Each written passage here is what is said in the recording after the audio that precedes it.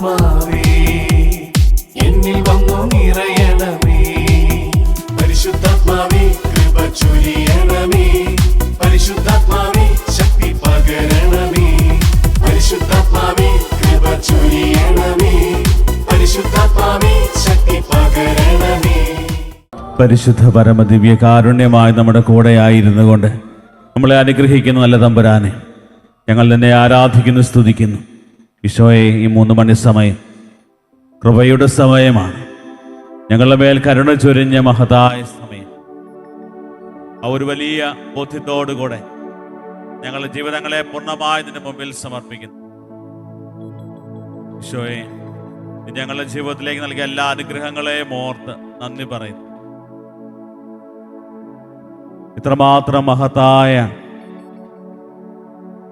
ശ്രേഷ്ഠമായ രീതിയിൽ ഞങ്ങളുടെ ജീവിതങ്ങളെ പരിപാലിക്കുന്നതിനെ ഓർത്ത്, ഞങ്ങളെ സ്നേഹിക്കുന്നതിനെ ഓർത്ത്, കരുണ കാണിക്കുന്നതിനെ ഓർത്ത് നന്ദി പറഞ്ഞുകൊണ്ട് കർത്താവ് ഈ നിമിഷം നിന്റെ വക്കലായിരിക്കുന്നു.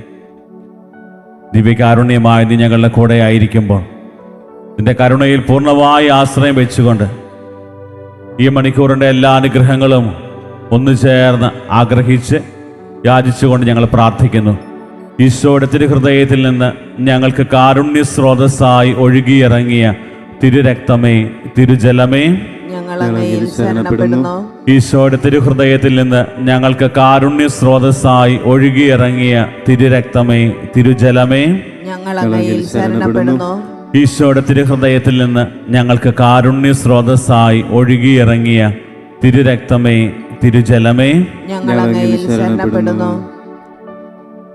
ഈശോയിൽ സ്നേഹമുള്ളവരെ, ദൈവത്തിൻ്റെ സ്നേഹം ആവോളം അനുഭവിച്ച് ദൈവത്തിൻ്റെ കരുണയെക്കുറിച്ച് ധ്യാനിച്ചുകൊണ്ട് ദൈവത്തെ ആരാധിക്കുന്ന നിമിഷങ്ങളാണ്. നമ്മുടെയൊക്കെ സ്നേഹബന്ധങ്ങളിൽ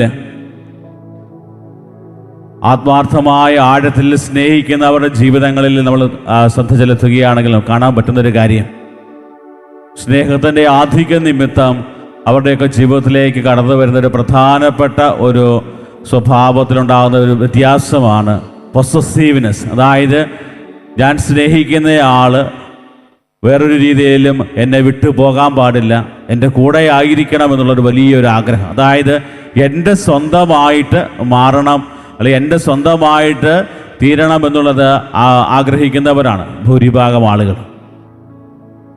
സ്നേഹത്തിൻ്റെ ഏറ്റവും വലിയ പ്രധാനപ്പെട്ട ഒരു സവിശേഷത ഇത് തന്നെയാണ്. അതായത് സ്നേഹിക്കുമ്പോൾ നമ്മൾ മനസ്സ് തുറന്ന് സ്നേഹിക്കുന്നത് അത് അവൻ അല്ലെങ്കിൽ അവൾ എൻ്റെ സ്വന്തമാണ് എന്ന രീതിയിലാണ്. പ്രിയപ്പെട്ടവരെ, ഇപ്രകാരമുള്ള ആ ഒരു മനോഭാവത്തോടുകൂടെ നമ്മൾ ദൈവത്തിൻ്റെ സ്നേഹത്തെ ധ്യാനിക്കാൻ തുടങ്ങുമ്പോൾ ദൈവം ഏറ്റവും കൂടുതൽ നമ്മളോട് സ്നേഹം കാണിക്കുന്നുണ്ട് എന്ന് നമുക്ക് കാണാൻ പറ്റും വചനത്തിലൂടെ കടന്നു പോകുമ്പോൾ. ദൈവത്തിൻ്റെ മനുഷ്യവംശത്തോട് എന്തുമാത്രം സ്നേഹമുണ്ട് എന്നുള്ളത് കൃത്യമായിട്ടും പഴയ നിയമത്തിൽ നമ്മൾ ഉടനീളം കാണുന്നുണ്ട്. ഓരോ പ്രവാചകന്മാരിലൂടെയും അതുപോലെ തന്നെ പ്രത്യേക വ്യക്തികളിലൂടെയൊക്കെ ദൈവത്തിൻ്റെ സ്നേഹത്തെക്കുറിച്ച് കൃത്യമായിട്ടും പറഞ്ഞ് മനസ്സിലാക്കുന്നുണ്ട്. പക്ഷേ ആ ഒരു വലിയ സ്നേഹം കൃത്യമായിട്ട് മനസ്സിലാക്കാൻ സാധിക്കാതെ പോയ ഒരു ജനതയുണ്ട്. പക്ഷെ അവരുടെ സ്നേഹം, ദൈവത്തിൻ്റെ സ്നേഹം കണ്ടില്ല എന്നടിച്ച് ദൈവത്തിൽ നിന്ന് അകന്ന് മറ്റു ദേവന്മാരുടെ പുറകെ പോയ ഇസ്രായേൽ ജനതയെ വീണ്ടും തൻ്റെ സ്നേഹത്തിലേക്ക് അടുപ്പിക്കാനായിട്ട് പരിശ്രമിക്കുന്ന ദൈവത്തെ കാണാൻ പറ്റും. എല്ലാ പരിശ്രമത്തിൻ്റെയും ഒടുവിൽ ദൈവം തൻ്റെ പുത്രനെ ലോകത്തിലേക്ക് അയക്കുകയാണ്. പത്രോസ്ലീഹ എഴുതിയ 1-ാം ലേഖനം അതിൻ്റെ 1-ാം അധ്യായം 4-ാം തിരുവചനം പറയുന്നു, അവിടുന്ന് തൻ്റെ കാരുണ്യാതിരേകത്താൽ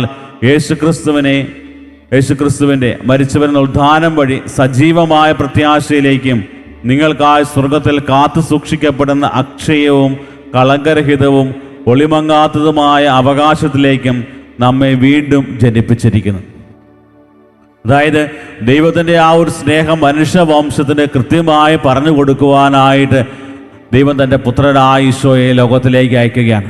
ഈശോയിലൂടെയും ഈശോയുടെ പരസ്യജീവിതത്തിലൂടെയും ഈശോയുടെ പുനരുദ്ധാനത്തിലൂടെയും ഉയർപ്പുദ്ധാനത്തിലൂടെയൊക്കെ ഈശോ ദൈവം ലോകത്തോട് വെളിപ്പെടുത്തിയ കാര്യം, ഇത്രമാത്രം ദൈവം നിന്നെ സ്നേഹിക്കുന്നു. എന്തിനു വേണ്ടിയാണ്? നിനക്ക് വേണ്ടി നിത്യതയിൽ ഒളിമങ്ങാത്തതും കീടങ്ങൾ നശിപ്പിക്കാത്തതുമായിട്ടുള്ള എല്ലാ സൗഭാഗ്യങ്ങളുമുള്ള ഒരു വലിയ ഒരു സൗഭാഗ്യം, അക്ഷയവും കളങ്കരഹിതവും ഒളിമങ്ങാത്തതുമായ ഒരു അവകാശം നിനക്ക് വേണ്ടി ഒരുക്കി വച്ചിരിക്കും. പ്രിയപ്പെട്ടവരെ, വീണ്ടും നമ്മൾ കാണുന്ന കാര്യം ദൈവം എന്തുമാത്രം നമ്മളെ അധികമായിട്ട് സ്നേഹിക്കുന്നു എന്നുള്ളതാണ്. അതുകൊണ്ടാണ് പത്രോസ്ലീഹായുടെ ലേഖനം 2-ാം അധ്യായം അതിൻ്റെ 9-ാം തിരുവചനം പറയുന്നത്, എന്നാൽ നിങ്ങൾ തെരഞ്ഞെടുക്കപ്പെട്ട വംശവും രാജകീയ പുരോഹിത ഗണവും വിശുദ്ധ ജനതയും ദൈവത്തിൻ്റെ സ്വന്തം ജനവുമാണ്. ദൈവത്തിൻ്റെ സ്വന്തം ജനവുമാണ്. അതായത് ദൈവത്തിൻ്റെ സ്വന്തമാണ് എന്ന് ദൈവം കരുതുകയാണ്. ഉൽപ്പത്തി പുസ്തകത്തിൽ നമ്മൾ കാണുന്നുണ്ട്, ദൈവം മനുഷ്യൻ്റെ ഹൃദയത്തിനുള്ളിലെ ദുഷ്ടത കണ്ടിട്ട് അവരെ എല്ലാം നശിപ്പിക്കുന്ന ഒരു കാഴ്ച. അവസാനം ദൈവത്തിൻ്റെ പ്രീതി കണ്ടെത്തിയ നോഹയെയും കൂട്ടരെയും എല്ലാം ദൈവം സംരക്ഷിക്കുന്നതും കാണാൻ പറ്റും. അതിനെല്ലാം ഒടുവിൽ ദൈവം തീരുമാനിക്കുകയാണ്, ഇനി മനുഷ്യനെ ഞാൻ ഒരിക്കലും നശിപ്പിക്കത്തില്ല. ദൈവം തൻ്റെ മനസ്സ് മാറ്റും. കാരണം അത്രമാത്രം സ്നേഹമുണ്ട് ദൈവത്തിൻ്റെ മനുഷ്യവംശത്തോട്. പ്രിയപ്പെട്ടവരെ, മാതാപിതാക്കൾ മക്കളെ ഇതുപോലെ സ്നേഹിക്കുന്നുണ്ടെങ്കിൽ അവരുടെയൊക്കെ മനസ്സിലുള്ള ഏറ്റവും പ്രധാനപ്പെട്ട ചിന്താഗതി, എൻ്റെ മകനാണ്, എൻ്റെ മകളാണ്, എൻ്റെ സ്വന്തമാണ്. അപ്രകാരമാണ് മാതാപിതാക്കൾ മക്കളെ സ്നേഹിക്കുക.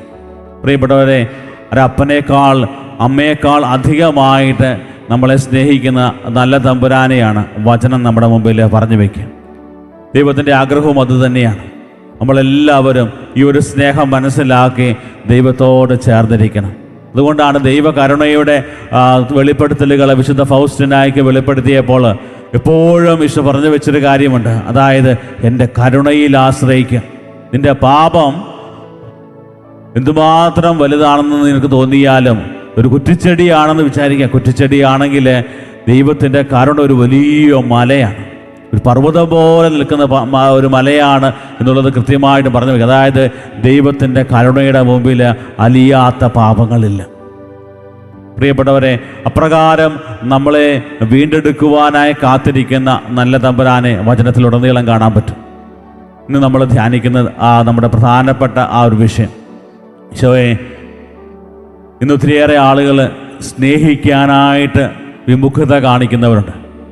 എല്ലാവരും പറയാറുണ്ട് സ്നേഹിക്കാൻ മടിയാണ്. കാരണം എന്താണ്?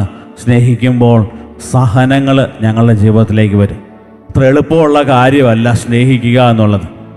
പക്ഷേ ഈശോ പറയുന്ന കാര്യമാണ്, ഞാൻ നിങ്ങളെ സ്നേഹിച്ചത് അതിൻ്റെ പാരമ്യം ഏറ്റവും കൂടുതലായിട്ട് നിങ്ങളെല്ലാവരും കണ്ടത് കുരിശിലാണ്. കുരിശിൽ കിടന്നുകൊണ്ട് സ്നേഹം എന്തുമാത്രം ദൈവം നമ്മളെ സ്നേഹിക്കുന്നുണ്ട് എന്നുള്ളത് കൃത്യമായിട്ട് നമുക്ക് പറഞ്ഞു തന്നു. കുരിശോളം സ്നേഹിച്ച തമ്പുരാനെ നമ്മൾ കാണുന്നുണ്ട്.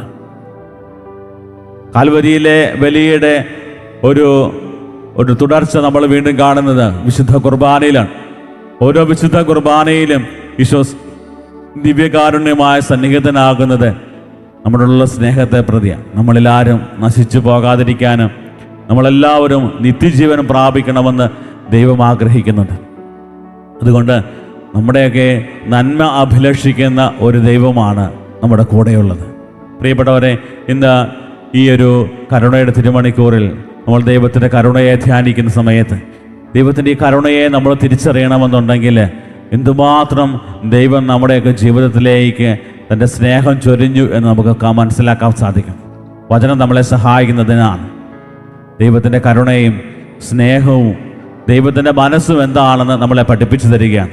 പ്രിയപ്പെട്ടവരെ, നമുക്ക് ആത്മാർത്ഥമായിട്ട് പ്രാർത്ഥിക്കാവുന്നൊരു കാര്യം, ഈശോയെ മനസ്സ് തുറന്ന് നിന്നെ പോലെ സ്നേഹിക്കുവാൻ, സ്നേഹത്തിലൂടെ കടന്നു വരുന്ന സഹനങ്ങളെ സന്തോഷത്തോടെ ചെറുപുഞ്ചരിയോടെ നേരിടുവാനായിട്ടുള്ള കൃപ തരണമെന്ന് പ്രാർത്ഥിക്കാം. ഒത്തിരിയേറെ അസ്വസ്ഥതകൾ ഞങ്ങളുടെ കുടുംബങ്ങളിലും വ്യക്തി ജീവിതങ്ങളിലും വ്യക്തിബന്ധങ്ങളിലും സ്നേഹബന്ധങ്ങളിലുമൊക്കെ പലപ്പോഴും നടക്കാറുണ്ട്. പലപ്പോഴും അവഗണിച്ചതിൻ്റെയും ഒറ്റപ്പെടുത്തിയതിൻ്റെയും കുറ്റപ്പെടുത്തിയതിൻ്റെയും ഒക്കെ ഒത്തിരിയേറെ മുറിവുകൾ ഞങ്ങളുടെ ജീവിതങ്ങളിലുണ്ട്. അവഗണിച്ചതിൻ്റെ ഒരു വലിയ മുറിവുകൾ ഞങ്ങളുടെ ജീവിതങ്ങളിലുണ്ട്. ആഗ്രഹിക്കുന്നത് പോലെ സ്നേഹം ലഭിക്കാത്തതിൻ്റെ വലിയ മുറിവുകൾ ഞങ്ങളുടെ ജീവിതത്തിലുണ്ട്. ഈശോയെ, ആ നിമിഷങ്ങളിലൊക്കെ കുരിശിലേക്ക് നോക്കുവാൻ, നിൻ്റെ സ്നേഹത്തെയും കരുണയെക്കുറിച്ച് ധ്യാനിക്കുവാൻ, ഞങ്ങളുടെ ജീവിതങ്ങളുടെ സഹനങ്ങളുടെ നിമിഷങ്ങളിൽ നിൻ്റെ സഹനങ്ങളോട് നിങ്ങളുടെ സഹനങ്ങളെ ധ്യാനിച്ചുകൊണ്ട് മുന്നോട്ട് പോകാൻ കൃപ തരണമേ എന്ന് പ്രാർത്ഥിക്കുന്നു. വിശുദ്ധ ഫൗസ്റ്റിനാക്കി ഈശോ വെളിപ്പെടുത്തിയ പ്രധാനപ്പെട്ട മറ്റൊരു കാര്യമാണ്, അതായത് ഈ തിരുമണിക്കൂർ 3 മണി സമയം എന്നോട് പ്രാർത്ഥിക്കുന്നത് എന്തും, എൻ്റെ പീഡാസഹനങ്ങളെ ധ്യാനിച്ചുകൊണ്ട് പ്രാർത്ഥിക്കുന്നത് എന്തും ഞാൻ നിനക്ക് സാധിച്ചു തരും. ആ ഒരു വലിയ ഉറപ്പോടെ നമ്മുടെ ജീവിതങ്ങളെ പൂർണ്ണമായി കർത്താവിൻ്റെ കരങ്ങളിലേക്ക് സമർപ്പിച്ചുകൊണ്ട് പ്രാർത്ഥിക്കാം.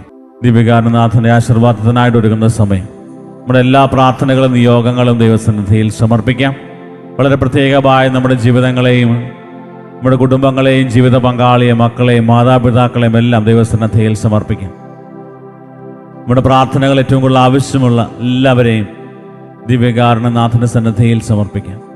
ഈശോയെ, എല്ലാറ്റിനും ഉപരിയായി അങ്ങയിൽ അഭയം തേടുവാനും അങ്ങയിൽ ആശ്രയിക്കുവാനും ഞങ്ങൾക്ക് കൃപ തരണമേ എന്ന് പ്രാർത്ഥിക്കുന്നു.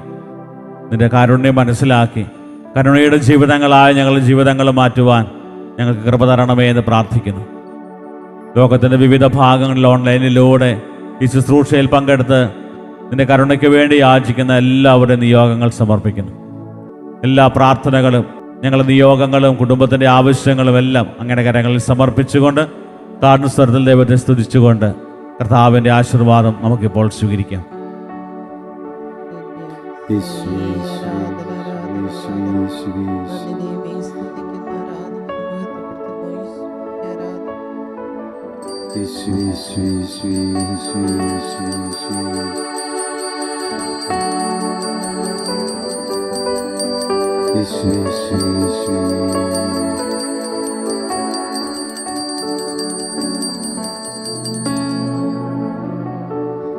പരിശുദ്ധ പരമ ദിവ്യകാരുണ്യത്തിന് എന്നേരവും ആരാധനയും സ്തുതിയും പുകഴ്ചയും ഉണ്ടായിരിക്കട്ടെ.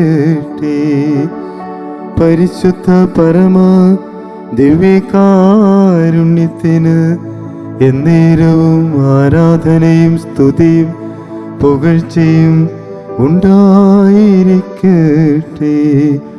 പരിശുദ്ധ പരമ ദിവ്യകാരുണ്യത്തിന് എന്നേരവും ആരാധനയും സ്തുതിയും പുകഴ്ചയും ഉണ്ടായിരിക്കട്ടെ.